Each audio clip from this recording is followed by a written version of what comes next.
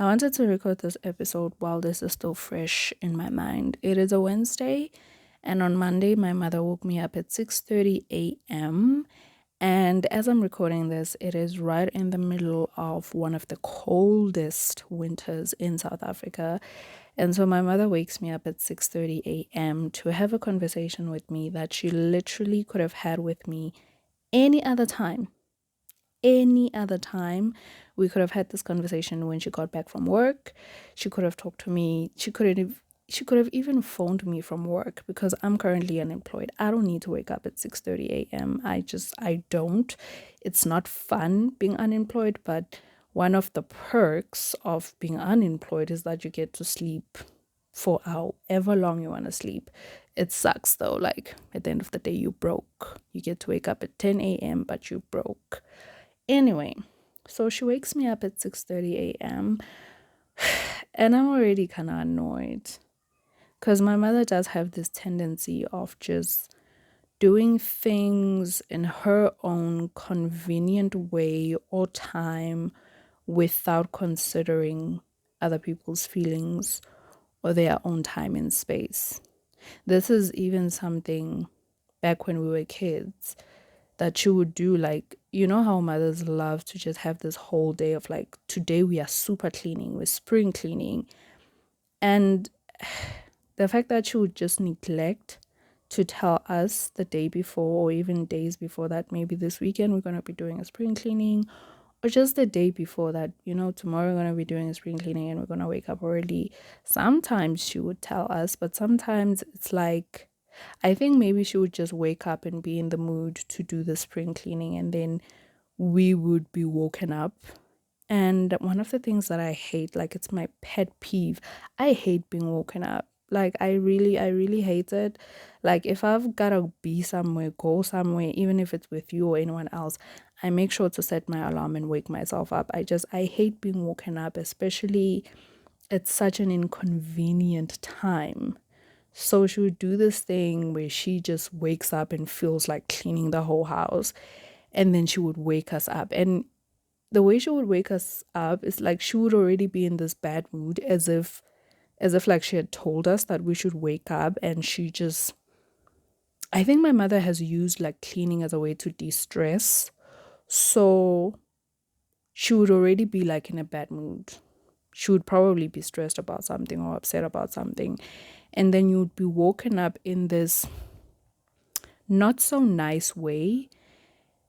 And when she woke me up on Monday at 6:30 a.m., I just thought of those times where like my mother is just so inconsiderate sometimes. And this was one of those times. So she comes in and she wants to talk to me because ever since, as I've mentioned many episodes prior, that I had a partial addressing moment with my family where I told them how they affected my self-esteem. And like I always say, it wasn't a full-on confrontation because my mother and my sister, they are narcissists. And one of the traits of a narcissist is that they can never put themselves in your shoes. They can never really understand the hurt or the damage that they cause to other people. And so even with my aim at addressing how they've affected my self-esteem, it was never my aim to address everything because there's a lot that I could honestly address. But even if I was to address it, they still just wouldn't understand or see it from my point of view. They would just by all means try to defend themselves. And one of the ways that they always try to deflate the situation is just by saying, but we are your family. We love you. How could we want to hurt you? Why would you think we did that intentionally? I no longer buy any of that. Like, in as much as that is the lie that they believe themselves, that, oh, but I love you as my daughter, or my sister saying that she loves me as her sister, so she would never intentionally hurt me. I'm no longer buying it because I keep getting hurt. And yet somehow I keep hearing these words that we are your family, we love you, why would we want to hurt you? But I keep getting hurt. So I no longer buy that. They can believe the lie that they want to believe. So essentially, what this conversation that happened at 6:30 a.m. in a very cold morning was my mother just reacting to how she can no longer manipulate me, because that conversation, or that point where I addressed this, how they've affected my self-esteem, it stayed with her. And this is another thing with my mother. Whenever she's confronted about something, or you address something that you don't like that she did, or a certain behavior, she will stay with it, revise it in her mind, replay it, and then somehow manage to bring it up again so that she can defend herself or make your points or your statements that you had to make them seem invalid. And so I knew that with me letting them know that they've affected my self-esteem, I knew it wouldn't go down well, but I knew it's something that I had to do because I think I needed to clear the air because I was just no longer the same. I knew that it was something that was going to stick with my mother. And so this was one of those times where she was just bringing this back up again. And this was like, I think, for the second time since we had that conversation, because she managed to bring it up again a couple of days later after we had had that discussion. Then she brought it up again a couple of days later. And then this past Monday, she brought it up again. So this was just her essentially just reacting to how she sees and feels that she can no longer manipulate me and control me. So she said a bunch of things which were just her defending herself. And again, the line of them loving me was used, that we love you, we are your family, we would never want to hurt you. Again, I don't buy it. But one of the things that you will see with your mother, if you have a mother like mine, the way that she will react when she realizes that she can no longer manipulate you, that she will keep having these conversations with you or keep asking you how you're doing. So on Monday, when she had this conversation with me, it's just one of probably many other conversations to come. Like I said, this was already the second time that she was bringing this up since I confronted them about how they've made me feel for all my life. And then another way she's sort of like been bringing it up without really directly speaking about it is like her asking me how I'm doing, since they quote unquote apologized for how they've treated me. And my mother's apology was the most insincere one, because she just wanted to jump to, but why would we do that? Or even saying that in her own family, they used to tease one another, but she never took it seriously. And I hate that. I hate that so much, because it's as if somebody is saying, oh, but I've also been teased, or somebody has said something about my body or about me, and I didn't take it personally. So it's just saying to you, you also shouldn't take it personally when I hurt you, when I bully you, when I manipulate you, when I try to control you, when I abuse you. You shouldn't take it personally because it happened to me and I didn't take it personally. Now, in as much as they obviously not going to say it like that, but that is what I'm hearing. That because my mother also had certain experiences with her own siblings, with her own family, with any other experience she has ever had in her life, it's for her, it's a way to justify, I guess the way they've been to me, her and my sister, is just a normal part of families. I refuse to make it normal, to accept it as normal anymore. Like, I've accepted it for a very long time, and it gave me severe anxiety, it gave me a low self-esteem, it even led to depression. So I refuse to accept that if it comes with such dire consequences that even affect my health. Okay? I refuse to accept that. And even if it didn't affect my health, I just no longer want to accept this as something normal. So this is one of the ways she will react once she sees that she can no longer control you. She will keep having these conversations, But these conversations, they're not really about you. It's just a way to kind of bring you back to a point where she can still manipulate you, use you as her supply for attention, validation, support, and all of that. And then the other way is just by asking you, how are you doing? But what she wants to hear is that you've forgiven her and you've moved on. And I guess you no longer really care about that and you guys are just fine. That's what she wants to hear. And then she will also lie in order to make herself look good. So during this conversation that happened at 6:30 a.m., I cannot stop emphasizing that. It was so early. Maybe it's not that early. Honestly, people wake up super early to go to work, but I'm not working, so I'm no longer used to waking up that early. She will lie in order to make herself look good. So during these conversations that my mother has with me, and not even just about what I addressed, about how they've affected my self-esteem, but even just about other matters that we've ever had to talk about or deal with or address. During these conversations, what would often happen and what I didn't really take note of at the time when I didn't know that she's narcissistic, that she is an emotional abuser, what would happen and what still happens is that she lies. She lies in such a sneaky way that it goes past you and you don't really take note of it. She lies in a way that is part of gaslighting. So in this conversation that she had with me this past Monday, she made it a point to kind of mention my failures, but this is also a point I'm going to get to. She talked about how I was going, because I've mentioned in another episode that I went to another tertiary, had to drop out because of financial circumstances, and then I ended up registering with another tertiary institution. And then she said when I was meant to go to the second tertiary where I ended up graduating, they had to force me or convince me to go because I didn't want to go. There's a truth in that, but this is an explicit lie. Here's the truth in that.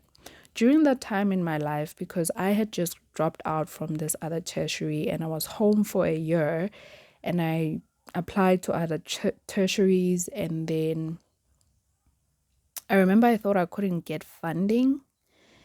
I think early the following year, I got funding. And I also had a friend who knew of this accommodation, student rest place. And then somehow things seemed to be coming together. But because things happened so last minute in regards to that university, I was just so uncertain, But I decided to go. Nobody had to convince me. Nobody had to pressure me or force me into going. But one of the things that did happen when I got there, I felt like I didn't belong, like I didn't really want to be there. And these were things that I would express to her. I would express to them as my family because I still sort of trusted them with my emotions, which I no longer do and no longer think I ever will. But I still trusted them with my emotions. And so I was telling them that I just kind of feel like, I don't know, it's still the weirdest feeling because I ended up getting my degree from that university. I stayed full on the 3 years and God provided for me because in the first university that I went to, I feel like I kind of struggled, even making ends meet. My mother would obviously send money for rent because I was renting a back room, and then also money for food. But I feel like I was just kind of making ends meet. It was just not really enough. And my mother was sending me the best that she could send me. So it's not like she wasn't sending me enough, but things were not they were not really coming together. But when I got to the other university, things started to just come together and I wasn't struggling as much. And I felt like my food would last longer. So I just saw the hand of God during that time. But when I first got there, I felt like I just didn't want to be there, or I shouldn't be there. It was a weird feeling that eventually got better, but I still can't really explain why I was feeling that way. Maybe it's because I had been disappointed by dropping out from the other university, and maybe I thought it would happen here too. I don't know exactly what it was, and so I shared that with my family. So the truth that is there is that I didn't quite feel like I wanted or should be there. But then when she has these conversations with you, she flips something that is already the truth and either exaggerates it or twists it. And on that morning, on that Monday, she twisted the truth in order to make herself look good, in order to say she was the one who had to like pressure me or convince me to go to varsity. And so by doing that, she's just like staging herself to be like this good, supportive mother who's just always been there and even convinced me to go to varsity, which is not true. It's not true. I didn't need convincing to go there. I just didn't really feel like I wanted to be there. Okay? Now, this is something that you will do with a lot of things. Just lie or add something or exaggerate something on something that might already be true. And when she does this, like previously when I didn't know about emotional abuse, psychological abuse, gaslighting, I would buy into it because I think I would be confused as to how maybe she would say something so boldly that then I would start to question my reality. Like what she said about her having to convince me to go to that university, if it was back then, I would have believed that because I think it was a number of reasons that this is my mother, why would she lie? And also the way she says it so confidently. Then I start to question, like, maybe I don't remember it correctly, but I no longer question my reality. I choose to stand by what I remember because my family has really played with my mind in such subtle and little ways that I even got to a point where I would question like my memory. I would question how I remember things, what I remember or what I don't remember. And I no longer want her to make me feel like that. She will also make you feel small as a way to remind you of your position. And then also remind you that she controls you. And this is still pretty hard for me because I'm unemployed.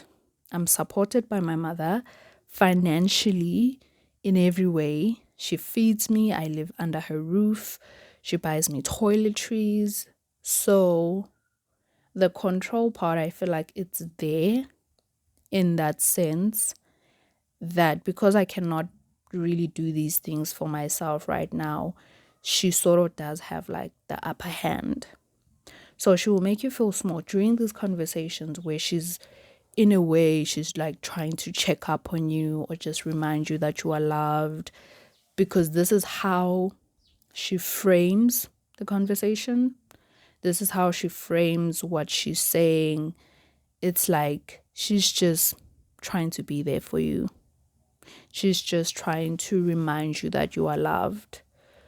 But that's not the truth, because when you really listen to what she's saying, you are just being reminded of your position, that you should remember that you should be the supply for her. Because I think even one of the things that she said during that conversation, she said sometimes she ends up blaming herself and wondering if she was a bad mother. And in the past, I would quickly jump in at this and say, no, you're not a bad mother. You've always been good to us, yada yada, because that is exactly what she wants. She wants validation that she is a good mother. She wants you to validate her, to give her that supply of attention and validation that, oh no, I've been a good mother. And if you've been a good mother, I know in most cases we love to be told that you did something good or you did this right. We love to be validated. It's a natural part of life. But if you've genuinely been a good mother, and if you are a healthy adult and mature adult, you can say this confidently and not need that much of validation from other people. You can say, you know what, I have my mistakes, I've made some mistakes, but overall, I've been a good mother. And I think this is something that maybe she can do, but in her way, because she's a narcissist, she has a narcissistic personality disorder, she would even do it in an unhealthy way as to avoid taking responsibility for any mistakes that she has done as a parent, especially mistakes that have affected her children in such a way that I even got depression, I got severe anxiety, I have a low self-esteem. She doesn't want to look at that. She doesn't want to admit to herself that she could have affected her children so much so that they are not really able to fully function in the world. She could never admit that because she really has a hard time admitting her own faults and mistakes. Okay? And in a way to make you feel small and remind you of your position, she will list your failures. So one of the things that she did during that conversation, she listed to me how I dropped out of that tertiary as if it was my fault. Like, I went to that other tertiary, the first university I went to. The first year, I was supposed to get NSFAS, but NSFAS ended up not funding me. So when I went back for the second year, they couldn't take me. They required a certain amount to at least register for the year, and then I would have to wait for NSFAS to fund me. But my mother didn't have that money, so I ended up dropping out and coming back home. How is that my fault? It's like she didn't say it was your fault, and that's the annoying thing. Sometimes I wish my mother could just be direct and say, oh, you failed here, or this was your fault, because then I'd have something to hold on to, you know?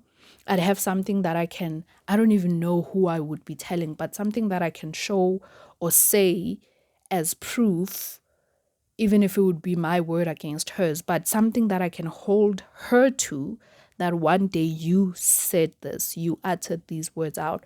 But she is very calculated and clever in the way she frames things. So she's not going to directly say, you failed at this, or you couldn't do this, or this and that, in a way that you can kind of like hold her to her words. She says it in a way that's, that's clever, you know? That's clever because you can't really hold her to it. So she listed things that I've kind of like failed at, like dropping out of varsity, even though I know that it wasn't my fault and it wasn't a failure. And then also mentioning that during my internship, this one she literally did say ngahluleka, because I quit my internship. I quit that job because my anxiety was through the roof. I wasn't coping. I was crying most of the time. I wasn't able to sleep. I was just not coping. And then she said ngahluleka, and then I came back home. So, translated, if you don't know Zulu, it basically someone saying uhlulekile, it means you failed. Ngahluleka, and then she listed the other time where I went for where I tried like radio, and then I couldn't do it because again my anxiety was just through the roof. But another reason, as I've mentioned another episode where I was talking about that, another reason that I couldn't do the radio thing is that it was mainly in Zulu, and my Zulu is not that great. It's great for like social conversations, but not like for, because I felt like I was reporting the news in Zulu, and it wasn't like I was even a news anchor. I was a presenter, but it still was really hectic for me. But instead of being a loving parent and just so like, I don't know, supporting me through that process, she made it a point to list out things that I've kind of dropped out of, quit, couldn't do. And this is all a way an emotional and manipulative tactic to kind of remind you of your failures, remind you to get back in your position.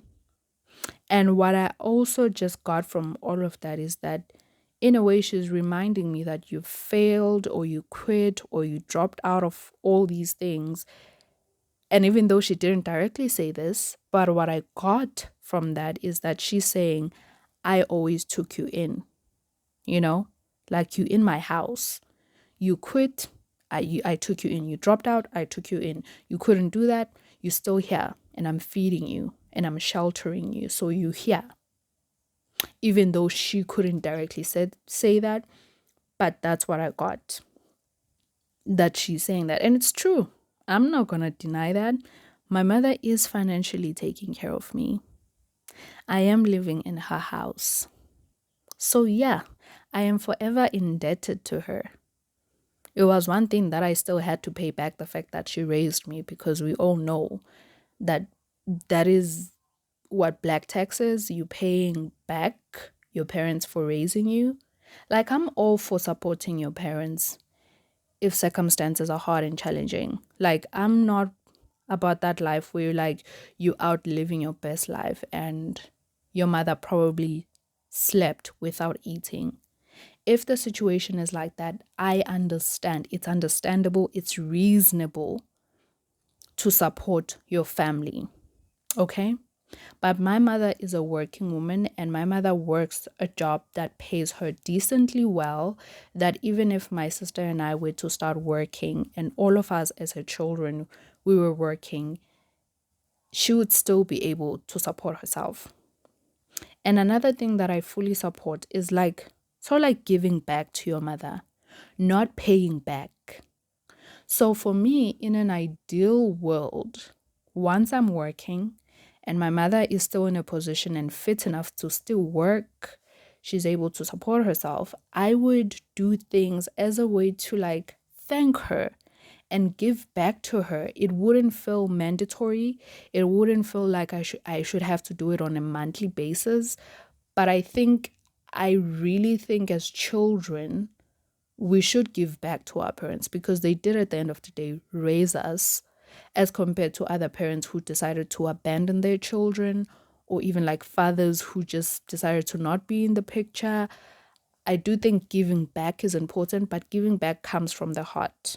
And you decide when and how you do it. It's not decided by the parent. Whereas black tax, it's more about the parent deciding that, oh, on a monthly basis, you should give me a certain amount, or now I want a new gate, or now I want a new stove. So that's black tax, because you deciding what should happen with my money. Okay? Another way that she will react when she realizes that she can no longer manipulate you, she will deny any part in you having a low self-esteem. Now, this depends if you've obviously had this conversation. But in my case, since I've obviously had that conversation as to how they affected my self-esteem, my mother denies any part. She throws in the devil, abantu bayaloya. She throws in so many other factors and excuses and reasons as to why I felt the way that I felt about myself, except her taking accountability for how she has played a part in that. So, because we are a family of believers, my mother uses, I don't know how to phrase this, but one of the things that she did mention in that conversation was that, yeah, the devil will try to make you feel so, you know, the general stuff, like how the devil gets in and is fighting. And listen to me, I know the devil is real.